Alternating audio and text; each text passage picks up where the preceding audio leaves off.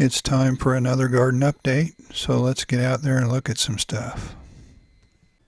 Because of the weird weather we've had around here, the peanuts took a long time to start coming up, and when they did, there were a few gaps in the line, so I started some indoors just to have backups in case we did have poor germination.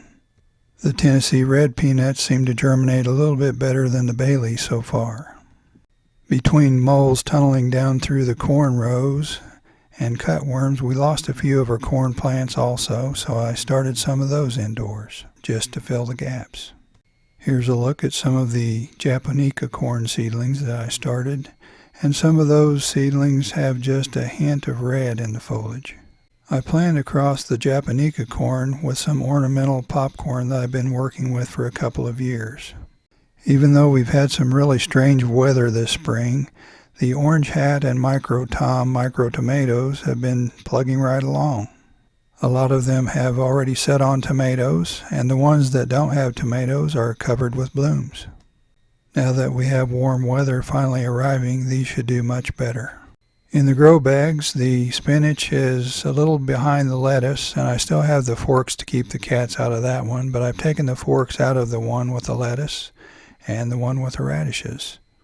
We've already started to harvest some of the lettuce and a few of the radishes. I also planted a couple of rows of lettuce, so we should be set for salads for a while.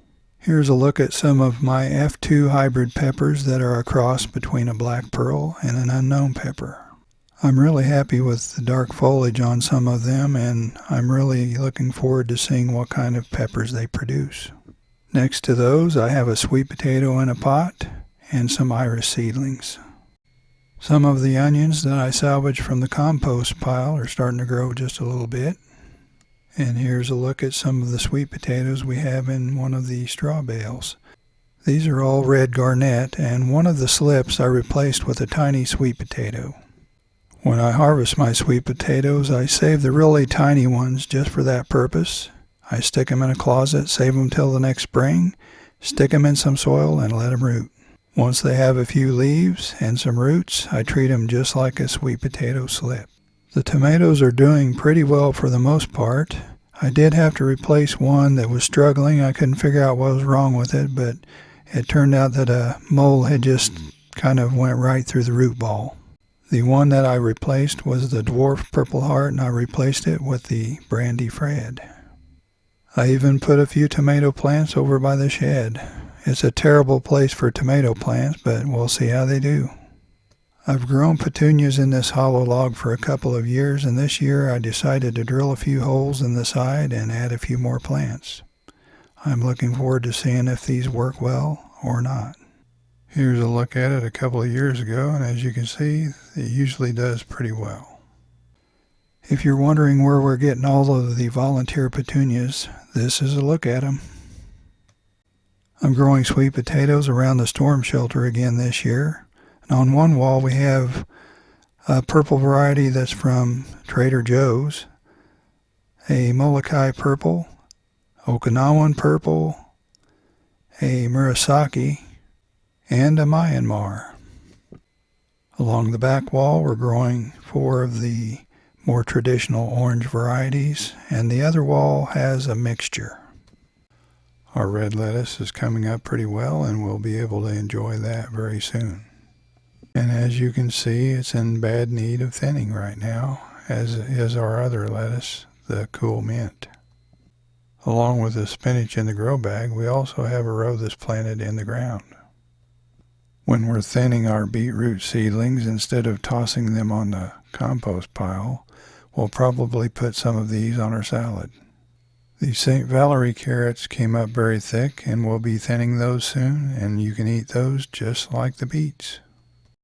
The python snake beans are just starting to grow, and even though they're called beans, they're actually an edible member of the gourd family. In this cage we have purple potted and light green long beans or yard long beans, and they should take off now that the weather is warming up.